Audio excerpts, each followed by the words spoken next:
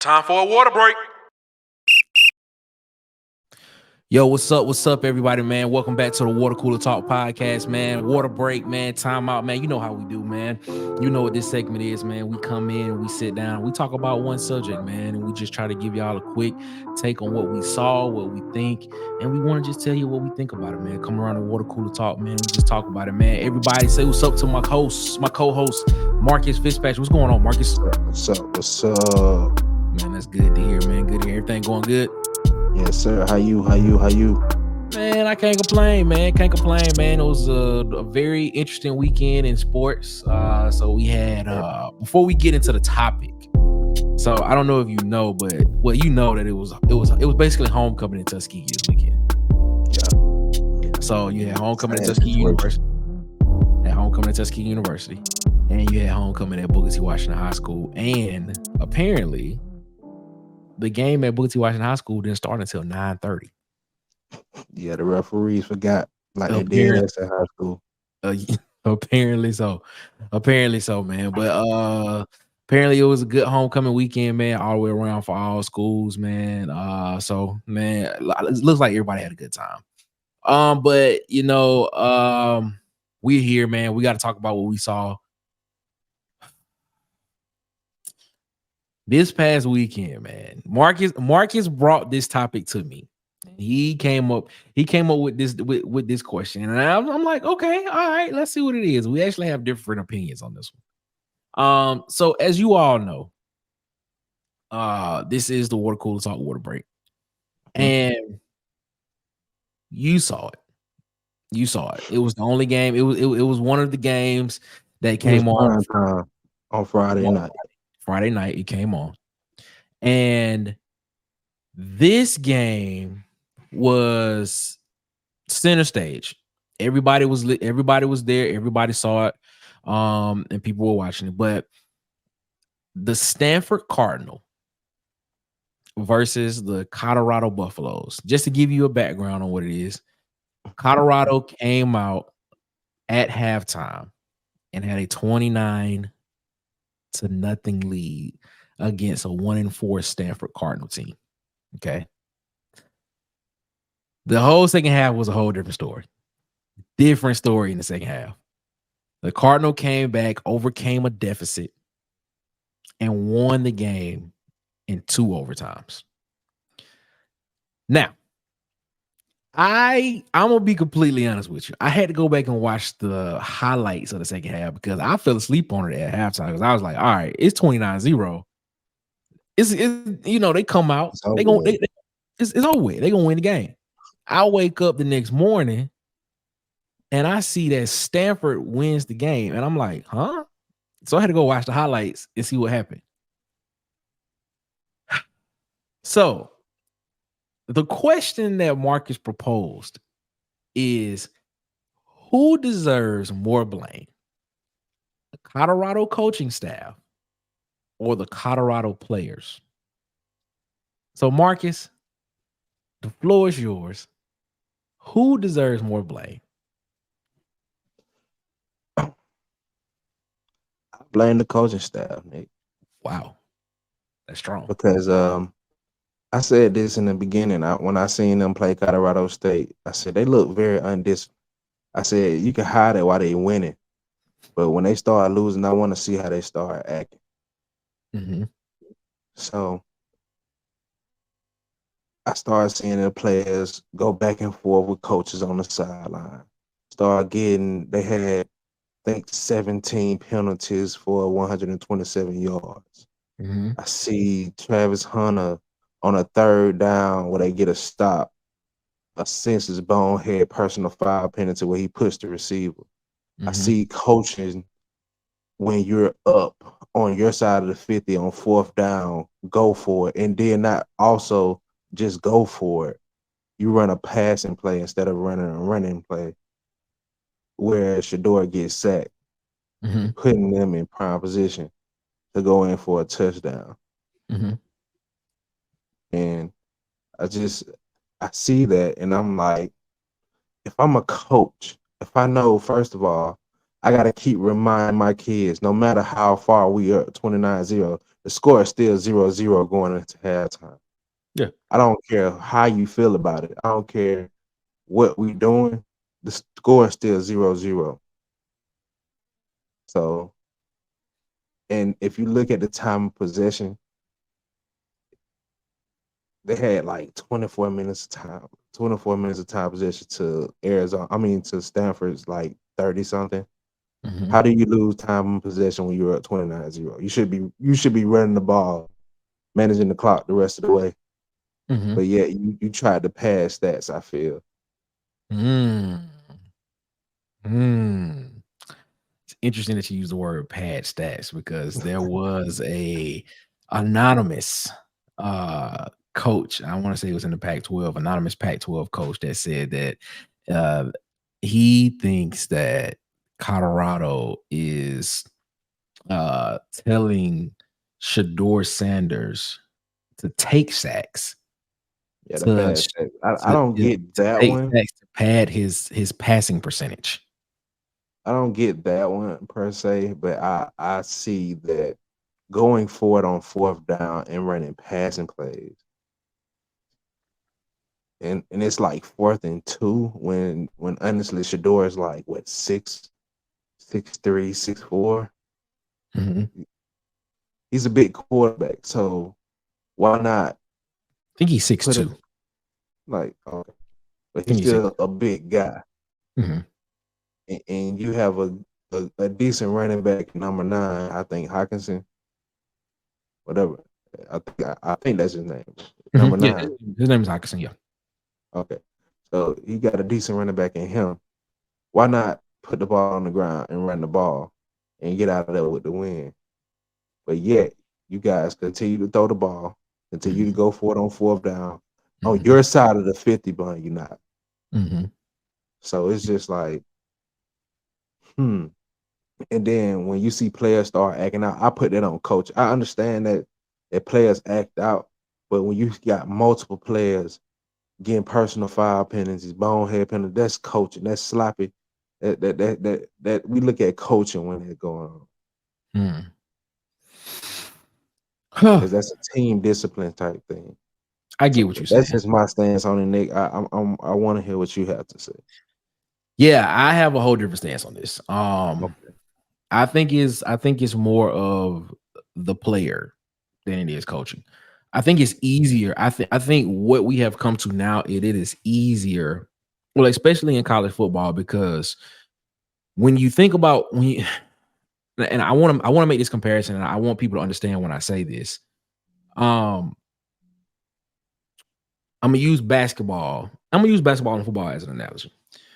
When you think of college basketball, you don't think of players being, superstars in college. Now you have, and I think the last superstar we had that I can remember that had real hype around them was probably Zion Williamson.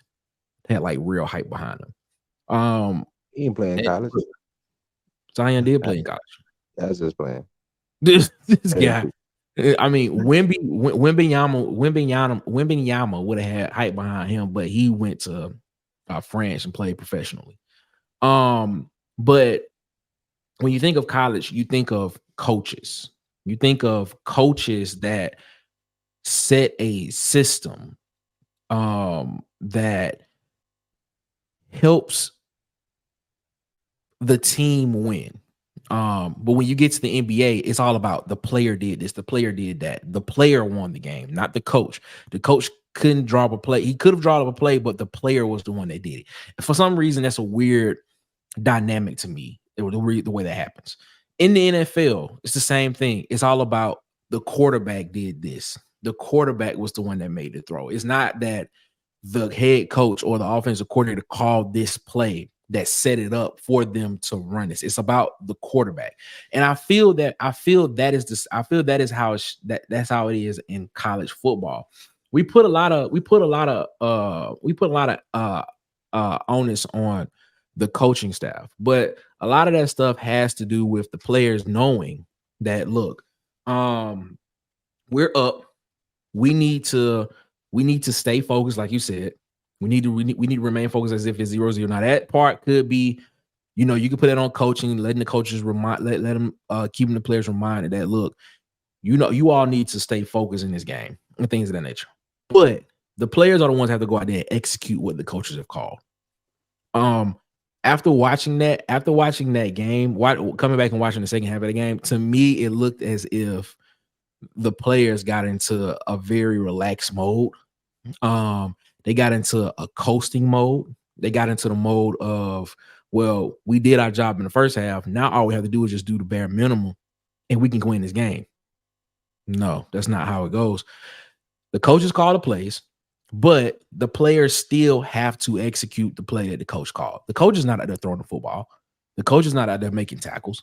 The coach is not the coach is not out there lining up wrong. That's what the whole week before of practice is about. Now, if you want to talk about coaching, I can liken that to what's going on at Auburn right now.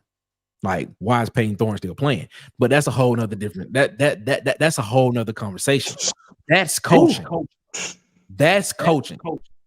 When you clearly see, and I know I'm going off track, but when you clearly see that this guy is not the answer, and I have been saying this for the past 3 weeks, Peyton Thorne ain't it. But when you see that this guy is not the answer, but you continually play him, that's coaching. What you saw against Colorado, that was just execution. The players didn't execute what was being called by the coaches because they felt as if they had this game won. And it even likens to the fact that there was a report that the quarterback for Colorado, Mr. Sanders, was posting on his Instagram story links to his merch store. Huh? For people to go shop and buy stuff from his merch store. That's the players not being locked in. A coach can do as much as he possibly can to get you ready, but the players are the ones that have to execute. That's how I see that happening. I think the players got complacent. I think the players thought we got up 29-0 against these guys. Excuse me. We got up 29-0 against these guys. We have it locked in the bag. We getting ready to go. We don't have to play tomorrow. We're gonna have an off day tomorrow. Maybe Sunday we'll have we can sit back and watch the games, watch other games play. Now we have an opportunity to where we can sit back and chill, get through the rest of this second half, and make it and just win the game. Not knowing that you had a guy on the other end in Alec Ayo, how he say his name? Ayo Manor, number 13 for Stanford, who just went off in the second half. Those guys still came to play. So you have to be the players have to execute what the coaches are playing. I don't the coaches are calling. I don't think with what Coach Prime has been saying all year about, I'm bringing my luggage and it's Louis type stuff. I don't think he was just coasting on his own laurels in the second half and just trying to get through the game and win. I'm pretty sure they were still aggressive in their play calling in the second half, and it was just the players were. I don't want to say loafing, but they just got complacent. That's how I see that happening. What do you think? I see. If you see that as a coach, you should manage the game different. But okay, all right, you make a good point. You should manage. And also, if you see that Travis Hunter was that guy's primary defender, which is your best DB, if you see that, first of all, I don't think you should have played Travis Hunter that many plays from him coming back from injury. Yeah, coming off injury, yeah. I don't think you should have, that was a coaching decision. But since you made that decision, once you seen that he constantly got beat, you should have gave him some help over top, as in probably Shallow or whoever the other number 43, whoever the other safety is. They should have gave him some type of help over top. It should have been a situation where number 13 is going to beat you guys going down the field. As we've seen. Go ahead. No, you go ahead. No, I'm just saying number 13 is a special talent. He's pretty good. So that's why I'm saying, like, at a certain point, me as a coach see that Travis need help, and I'm going to put him in position to get that help, no matter I understand he's one of the best top talents in the country, but sometimes it's not your day. And Yeah. me as a coach, I have to recognize that. I have to call my play calls to scheme to help you out that day. Mm-hmm. Agree. I agree. I feel you on that. I feel you on that. That is true. I agree with you on that. But you can't. You can call and you can call as much the perfect play. Yeah, You can most definitely. call I agree with that. the greatest defense. You can set up the perfect play to score a touchdown. But if your players don't execute it, you can't put that on coaching. You can't. No, not at all. And you can't put that on coaching. So I think I will say this. I think it's more. I think in that particular game, it was more of the players not executing like they were supposed to at the end of the game, and they got complacent. I don't think the coaching staff got complacent. Like I said, I don't think the coaching staff just came in and So was Nick, like, can I ask you a question? Would you go for it with the lead on your side of the 50 twice on fourth down? And not only go for it, run passing plays. okay, see, part of me is like, am I analytical that day or am I just old school football? It really depends. I'm just gonna be completely honest with you. Sometimes I don't know. I don't know. I mean, if common sense would tell me to punt the football and play defense. Yeah, That's what common sense would tell me. But if as a coach, if you are sensing the momentum is changing in the game and you feel that your team needs some type of boost, I would probably do something to get the momentum back on my side of the field or my side of the game to get my team to get some momentum behind it. Um, twice. like I said, I didn't watch the second half. This happened in the second half, though, right? Yep, I didn't watch. twice. Yeah, I didn't watch the second half. I watched the highlights because, like I told you, I fell asleep at halftime after I thought they were just gonna go ahead and win the game. You know, but I don't know. I think common sense would tell me to punt the ball and play defense, and things of that nature. But you have to realize though, they went 97 yards. Old buddy went 97 yards, catch and run, and that can break a will of a defense that's not that good in the first place. It's not a great defense, per se, and that could break the will of defense. So maybe they were trying to find something to keep the ball out of their hands because they already saw the momentum rolling with Stanford, and they knew that right now our defense is not holding up like it's supposed to in the second half. So I don't know what the thought process would be in that situation. So I couldn't tell you at that moment unless I was in the situation. That's how I see that. Understandable. I got you. I got you. Well, that was that was an interesting game per se. I will say it's a very interesting game. Um, so if they would have won that game, they would have been one game away from being bowl eligible, which I want them to get bowl eligible.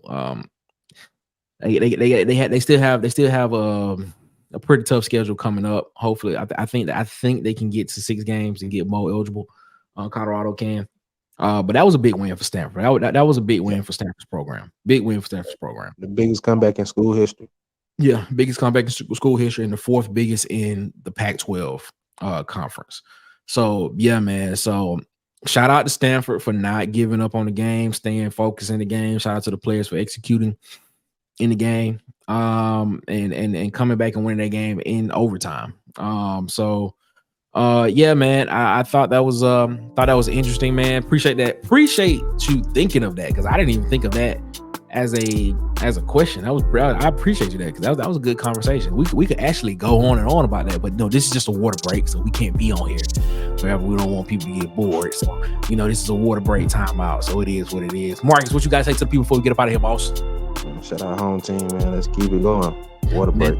Thank y'all so much for tuning in to the Water Cooler Talk, man. Water Cooler Talk podcast, water break, time out, man, bro. It's been real, man. Hey, check us out. We coming this week on Wednesday with a new episode of the Water Cooler Talk podcast, man. We'll have a guest host. We'll have a special guest on the show, man. So make sure y'all check it out, man. We appreciate y'all tuning in, man. We'll see you when we see you. Peace.